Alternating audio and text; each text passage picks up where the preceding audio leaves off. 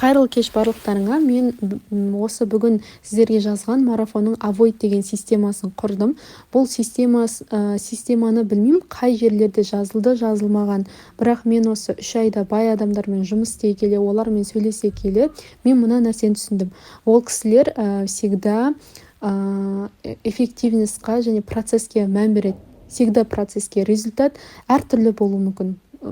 Бірақ қандай болған результатты, мысалы аз болса да көп болса да, ол адамдыға беретін үлкен мүмкіндік деп есептейді ол кісілер. Мысалы қарапайым пайғамбарым саллаллаху алейхи вассаламда айтатын болсақ, көбісіміз ол кісінің өмірбаянын жаттап алғанбыз. Мен сіздерден қазір сұрасам, бәрін жіктеп тізбектеп айтып бере аласыздар.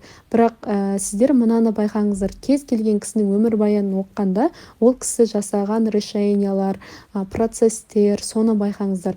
Эйнштейннің өмірін оқысаңыздар, бірақ бізге бір ғана адам ғана мысал үлгі бола алады, ол пайғамбарымыз саллаллаху алейхи вассалам.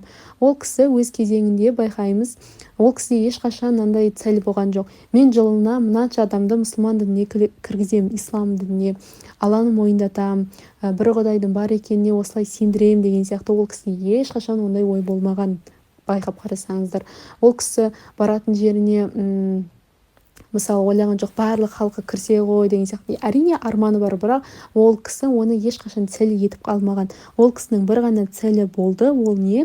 Яғни ол процесс. Адамдар қалай Алланы мойындайды, олар Аллаға мысалы серік қоспау деген сияқты, Алланың разылығын алу, осындай процессті ойлайды. Яғни ол кісі только қалай адамдарды исламға келтірсем болады, то есть общий түсінікпен қалай эффективно, чтобы олар дұрыс емес түсінбейтіндей деген сияқты. Сол себепті де процесске мән береміз. Мысалы сіздерде қазір цель тұруы мүмкін. Әрқайсыңыз А точкаңыз бен Б точкаңызды тоже жазыңыз, қандай салада болсын.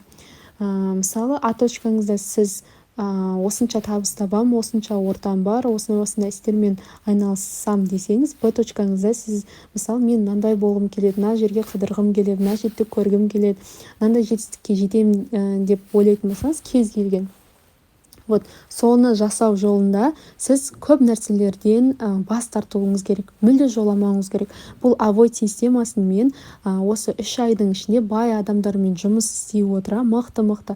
Ол кісілер мысалы 1-2 ай бай болып емес, кәдімгідей 20-30 жылдан бері бай, вообще туылғаннан арғы атасынан бері бай болып келе жатқан кісілер. Сол кісілермен мен сөйлесе келе, олардан мен сұрадым. Ол кісілер ең алдымен қандай нәрседен бас тартқан? Ортадан бас тартқан. То есть оларға жақсы пайдалы келмейтін орта. Мысалы сіздің ортаңызға тоже мән беріңіз. Сіздің ортаңызда мысалы сізді үнемі адамдар көтереді ме? Мысалы сіздің жақсы качестволарыңызды айтып, сізге комплименттары айтып, мысалы сен әдемісің, сен көркемсің, сен мына істі жақсы істейсің, менен қарағанда мен сенен үлгі алғым келеді, сен қандай керемет істейсің, сенің осындай қасиеттерің айт деген сөздерді сіз мүлде естіп көрмесеңіз, шыны керек, ондай ортадан сіз бас тарттыңыз. Басқа ортаға барып, басқа орталарда ізденіңіз. Мысалы өз қалаңызда, өз жерлеріңізде мысалы белгілі бір іс-шаралар өтеді. Білмеймін, аудандық сондай заттарға бір қатысыңыз, мысалы кружоктар, бәрі бірге гүлегеді, бірге сондай дамитын өз салаңыздағы мысалы жас мамандар, жас мұғалімдер, солармен бірге бір ассоциация, бір топ, бір клуб құрыңыздар, чтобы әр ай сайын бір тақырыптарда талқылап деген сияқты, әртүрлі проекттер бірге жүргізіп деген сияқты. Сондай нәрселерді істеу арқылы сіз өзіңіздің мынау Б точкаңыздағы целіңізге жетуге бір шама ықпал жасайсыз. Одан кейінгі мәселе ол жаңалықтар. Қазір барлықтарыңыз TikTokта отыратындарыңызды білемін. TikTokта әр нәрселер бар. Мысалы менің өзім бірде мынандай видеоларға тап болып қалам. Мысалы үлкен жаман авария болыпты дейді. Мен оны оққым келеді, бірақ мен миыма стоп деймін. Стоп. Саған бұндай жаман жаңалықтар керек емес. Сенің миыңды жақсы нәрселерге, ізгі нәрселерге толтыруың керексің деген сияқты. Әрине, ол жаңалықтар бізге абайлап жүру керек екенін бір белгісі де шығар, бірақ шыны керек оны қайтсам ашып, оны уайымдап, өз миыңызды олай үлкен загрузка жасамаңыздар. Одан кейін мысалы біреу ұрып кетті, біреу қағып кетті, бір жерде апат болыпты, мына жерде адамдар қиналып жатыр, мына жерде қырғын болып төбелес болып жатыр екен. Осындай нәрселер, өсектер, жаңалықты айтып жатқан біреулердің өмірі, блогердің өмірі, мысалы біреумен кездесіп жатыр. Ондай нәрсені өміріңізден алып тастаңыз. Бұндай нәрселер сіздің фокус вниманияңызды бұзады. Сіз бір жаңалықты немесе сондай бір киноны көрдіңіз, апат туралы, судный день туралы, ондай нәрселер сіздің миыңыздан шықпай қояды да. Мысалы, қорқынышты фильмдер де бар. Қорқынышты фильмдерді мүлде жоламаймыз, әсіресе миға өте кері нәрсе береді. Сіз соларды күні бойы ойлайсыз да, целіңізді сіз тұра алмайсыз. Мысалы, сіз бір кино көрдіңіз зомби туралы, мысалы бір сериал көрдіңіз, сондай бір ұрысқақтық, сондай токсичный, сондай адамдары бар, көрсең ана персонажды көрсең нервың шат. Ондай нәрселерді тоже көрмеңіздер.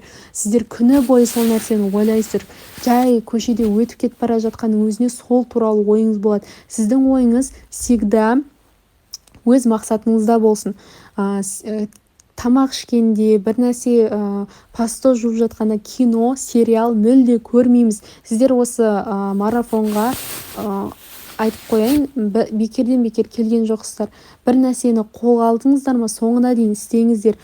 Сіздер тамақ ішкен кезде керісінше ешқандай ештеңені жасамаңыздар. Сіздер только миларыңызбен жұмыс жасаңыздар. Мен мына целге қалай жетем? Адам миына үнемі сұрақ қойып, үнемі жасап жатқан кезінде жақсы нәтижелер қолға алады. Осыны біліңіздер.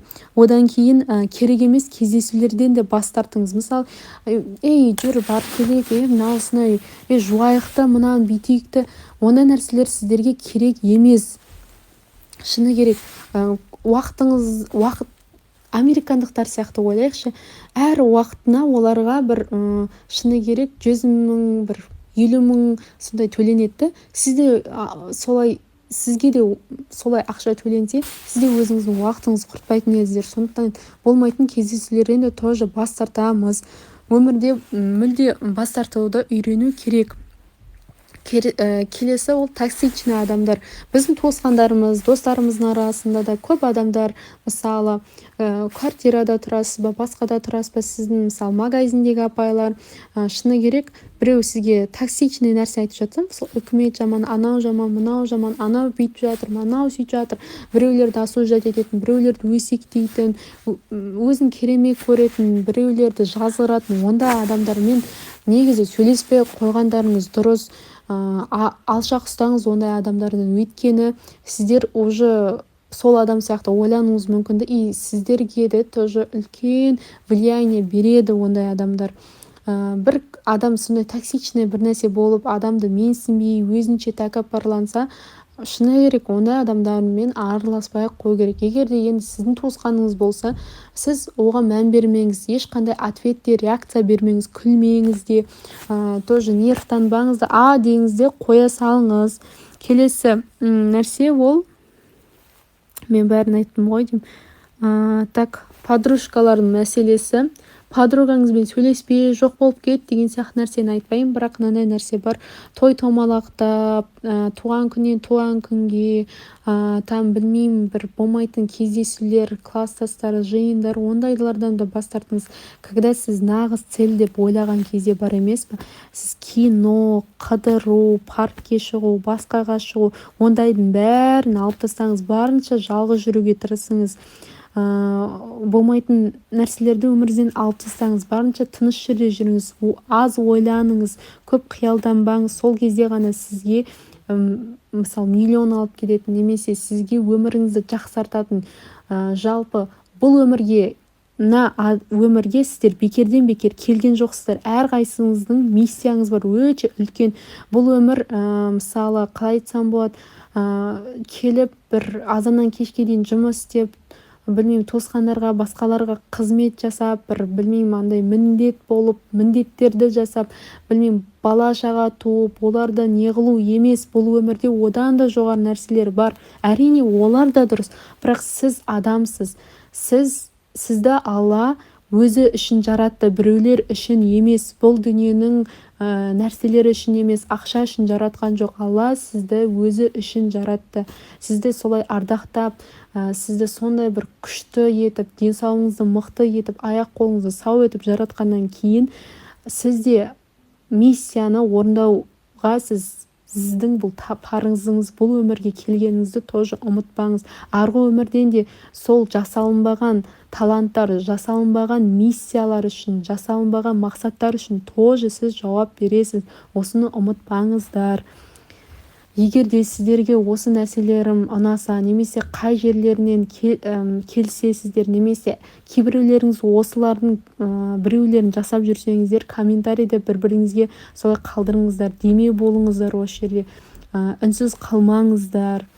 Вот.